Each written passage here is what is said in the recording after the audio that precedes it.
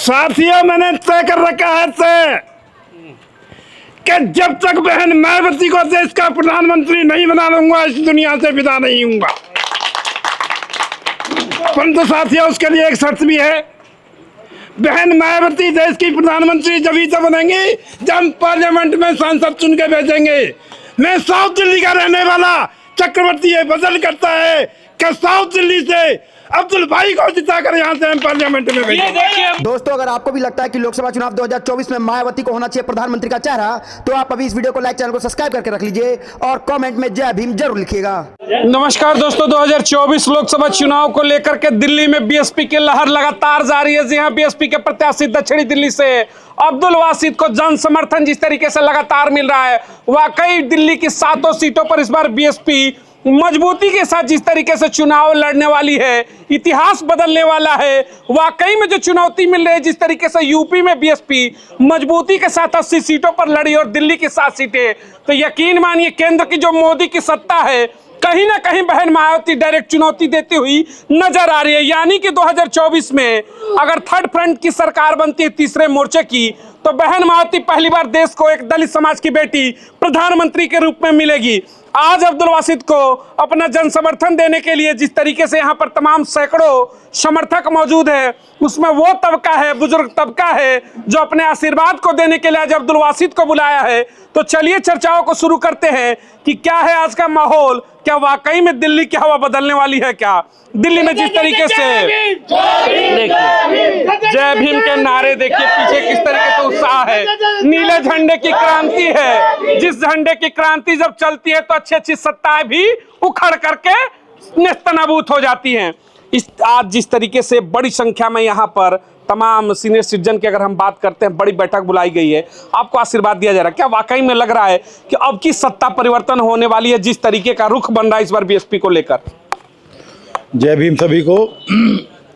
मुझे अभी भिक्षु महाराज से इतना आशीर्वाद प्राप्त हुआ है। मेरी जीत सुनिश्चित करने के लिए स्वयं भगवान मेरे साथ हैं। मैं हर तरीके आश्वस्त हूँ।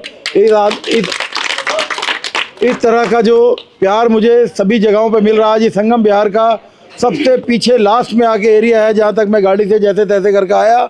इतना बुरा हाल है रोडों का, इतना पब्लिक है कैसे रह रही है। इन सब सुधारों की ज़रूरत है। देखिए, आपने यहाँ लोकल लीडर, जो लोकल गांव के लीडर हैं, आप उनके बारे में भली भांति जानते हैं। अभी क्वालिफाइड इंजीनियर, इस तरह के जो क्वालिफाइड लोग हैं, और भी हमारे साथ लोग खड़े हैं दिल्ली में, आप उनके बारे में एक बार जानिए, जांचिए कि उनका क्या नेचर है। आप उनके बारे में एक बार समझिए। वोट देने से पहले आप ये उनके नेचर के बारे में जानिए कि वो किस तरह की प्रतिभा उनकी है। प्रतिभा को देखकर आप वोट कीजिए, क्योंकि देश जो है ना, आज केवल और केवल हवा और जुमलेबाजी पर रह गया है। केजरीवाल ने एक हवा का रुख अपनी तरफ करने की कोशिश करी, हवा में एक बार 2 बार हम बह गए। अब थोड़ा सा आपको जानकारी, अपने देश को संभालने के लिए आपको एक पढ़े लिखे लोगों की ज़रूरत है। आप अपने वोट की कीमत को समझिए। और बहुत ज़्यादा मैं नहीं कहता, बहन मायावती जी के हाथों को मजबूत करने का आपका मतलब है कि एडमिनिस्ट्रेशन बिल्कुल हरकत में आ जाएगा। तो एडमिनिस्ट्रेशन को अगर आप हरकत में ले आए तो आपके इलाकों में बरकत ऑटोमेटिक शुरू हो जाएगी। अब्दुल वासिद जी, एक सवाल बनता है, जिस तरीके से यूपी की सरकार जब चली बहन मायावती की 2007 से 12, तो उसमें एक नारा लगा उस समय, क्योंकि सपा की सरकार थी 7 से पहले, तो चढ़गुंडन की छाती पर मुहर लगेगी हाथी पर। हालांकि दिल्ली में भी हालात वही है, कहीं टैंकर माफिया है तो कहीं दवा माफिया है, तो कहीं सड़क माफिया है, तो कहीं दारू माफिया है। यानी दिल्ली में भी यह नारा लगेगा कि चढ़गुंडन की छाती पर और मुहर लगेगी हाथी पर, लगेगा ये नारा और बदलाव होगा। बिल्कुल बिल्कुल। आप दोनों लीडर जो मेरे खिलाफ लड़ रहे हैं, उनके बारे में आप चेक कीजिए। आप एक डीएम ऑफिस उनका पर्चा उठा के देखिए, तो आप केस गिनती में गिन नहीं सकते। इतने केसेस हैं इन लोगों के ऊपर, इतना बड़ा क्रिमिनल रिकॉर्ड है इन लोगों का। थोड़ा सा मैं जनता से चाहूँगा, मैं आपको एक साफ सुथरी सरकार देने की कोशिश करूँगा। एडमिनिस्ट्रेशन को सिस्टम से कमाऊँगा, सिस्टम से उनको लगाऊँगा, और उनके लिए जो भी उनको ज़रूरत है सेंट्रल गवर्नमेंट से, कोई वहाँ से पोजीशन चाहिए, कोई वन विंडो हम उनको अप्रूवल कराएंगे। बहुत सोच रखा है। आप देखिए, ये सब जब क्रिमिनल लॉबी के लोगों को अगर आप देते हैं, मेरा आपसे सबसे गुजारिश है कि इस दोनों जो एमपीज हैं, जो एमपी के लिए चुनाव के लिए आज खड़े हुए हैं, दोनों का बाइकआउट कीजिए। ये इस लायक नहीं है। आप दोनों की विधानसभा को आप भली भांति देख चुके हैं। उनकी जो हालत है, मैं नहीं समझता कि पूरी दक्षिण दिल्ली इस हालत में हो जाए। तो मैं आपसे निवेदन करता हूं, चाहे वो रामवीर बिदुड़ी हो, चाहे सहीराम पहलवान हो, आप इनकी विधानसभाओं को देखिए और इनके आचरण को देखिए, उसके बाद आप निर्णय लीजिए कि आप कहाँ जा रहे हैं। तो मैं आपको भरोसा और विश्वास दिलाता हूं कि जीतने के पहले दिन ही हम एक ऐसी कोऑर्डिनेशन मीटिंग बुलाएंगे जिसमें जनता के हर ब्लॉक से एक आदमी, चाहे वो 1000 आदमी का मुझे कॉन्फ्रेंस हॉल करना पड़े, मैं सबकी समस्याएं सुनूंगा। समस्याएं सुनने के बाद एक हम बहुत बड़ा निर्णायक एक मैनिफेस्टो बनाएंगे चुनाव जीतने के बाद, और उनमें सबके हाथ में उनकी जिम्मेदारी सौंपी जाएगी और अधिकारी और जनता का आपस में कम्युनिकेशन कराया जाएगा।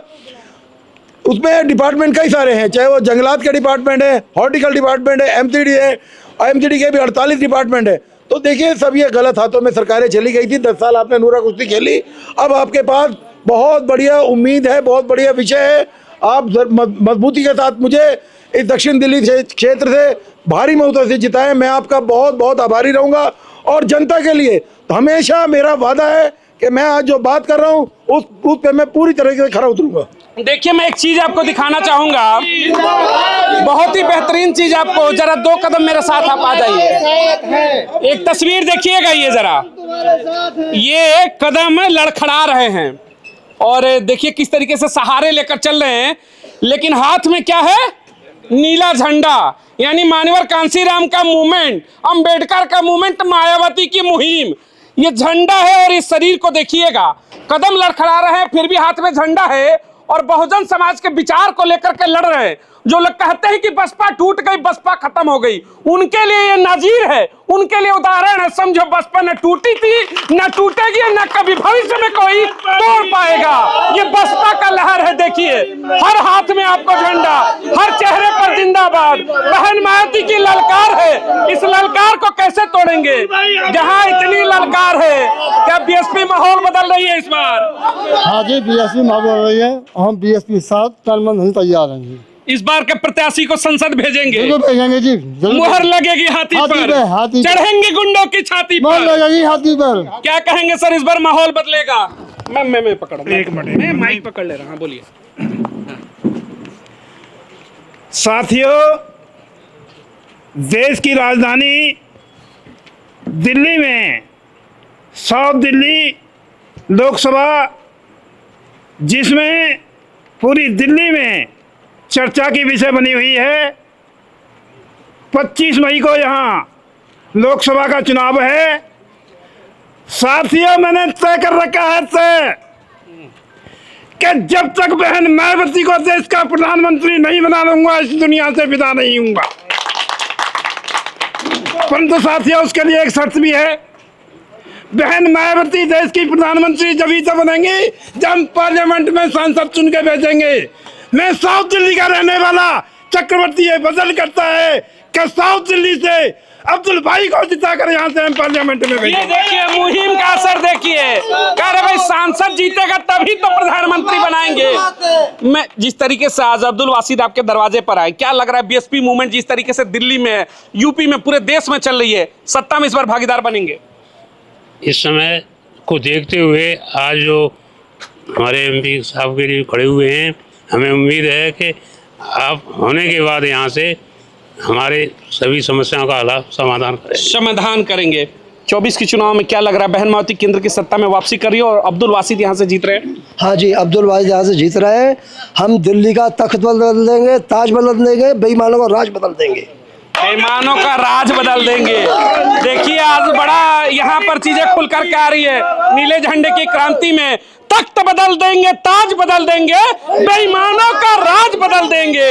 यानी कि भाई, हम तो अब राज बदलने को तैयार है क्या बीएसपी? बिल्कुल बिल्कुल, इस बार बीएसपी जो है बेईमानों का राज बदल देगी और इस देश में स्वस्थ जो है और बिल्कुल जो है निर्भीक जो बहन जी हमारी नेता हैं, इस बार जो है देश की प्रधानमंत्री बनेंगी और साउथ दिल्ली से भाई अब्दुल वासिद जी को हम लोग संसद में जिता करके भेजेंगे। जनता ने ठान लिया है। यहाँ पे स्वच्छ प्रशासन, उम्दा काम, बीएसपी का है पैगाम। ये बीएसपी का जो पैगाम है संवैधानिक और संविधान के अनुसार, तो इस बार जो है देश का प्रधानमंत्री बहन जी बनेगी और साउथ दिल्ली से भाई अब्दुल वासिद जी सांसद बन के जाएंगे और जनता भी जिता के भेजेगी। जनता भी जिताएगी अब्दुल वासिद को, और उम्मीद है कि अब्दुल वासिद संसद में जाकर के बड़े बड़े काम करेंगे क्षेत्र के लिए। बहन मायावती ने कहा था, हालांकि संयोग से हमारे प्रत्याशी का नाम भी अब्दुल है, कि हर पार्टी कहती है कि अब्दुल झंडा उठाएगा, अब्दुल दरी बिछाएगा, लेकिन संसद नहीं जाएगा। लेकिन मायावती कहती कि अब्दुल हाथी पर चढ़ेगा और संसद भी जाएगा। तो मायावती ने अपने अब्दुल को उतारा है, आपकी जिम्मेदारी है संसद भेजो। जाएंगे संसद, तैयारी है?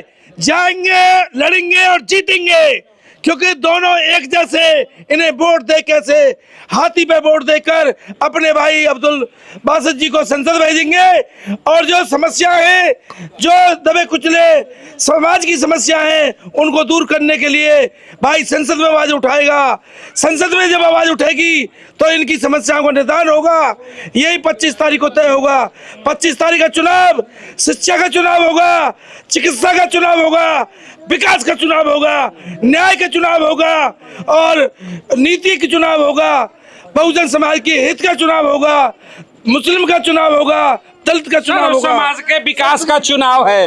भाई पीछे भी कुछ लोग हैं, आशीर्वाद है बहन जी को? बहन जी को आशीर्वाद है। क्या कहना चाहेंगे आप लोग नीली झंडी में? इस बार पूर्ण बहुमत से बहन जी की सरकार बनने जा रही है और 2024 में बहन जी प्रधानमंत्री बनने जा रही है। और वोट होगा खुल करके? वोट होगा खुल करके 25 मई को। और अब्दुल बासित जी यहाँ से संसद बनकर जाएंगे। यानी ये फ्री बिजली, फ्री पानी, फ्री राशन, ये सब नहीं चलेगा? बिल्कुल नहीं चलेगा।